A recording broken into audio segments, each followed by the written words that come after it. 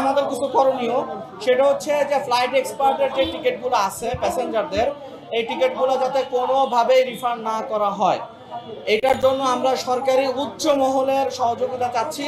এই টিকিটগুলো যদি রিফান্ড করা হয় তাহলে হাজার হাজার প্যাসেঞ্জার এয়ারপোর্টে আটকায় যাবে, এবং আমাদের এরকম অর্থনৈতিক অ্যাবিলিটি নাই তাদেরকে সবাইকে নতুন করে টিকিট করে দেওয়ার, এটা আমাদের পক্ষে কোনোভাবেই সম্ভব না।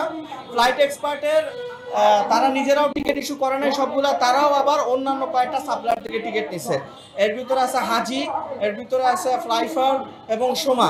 হাজি আমাদেরকে কিছুটা কোঅপারেট করছে, তারা এখনো তাদের বক্তব্য অনুযায়ী কোনো রিফান্ড করে নাই, কিন্তু সোমা সে একটা সিলেটের একটা এজেন্সি, সে ফ্লাইট এক্সপার্টের সাপ্লায়ার ছিল, সে লাগাতার টিকিট ইস্যু করে ফেলছে, সে টিকিট ইস্যু করে তার টাকা, সে বলে টাকা পায়, সে টাকা নিয়ে গেছে।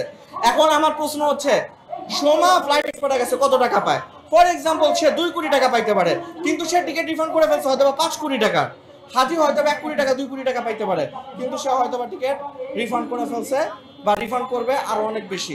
এখন বর্তমান অবস্থাটা কি আছে সেটা বিচার করার জন্য সরকারি উচ্চ মহলের এখন হস্তক্ষেপ দরকার।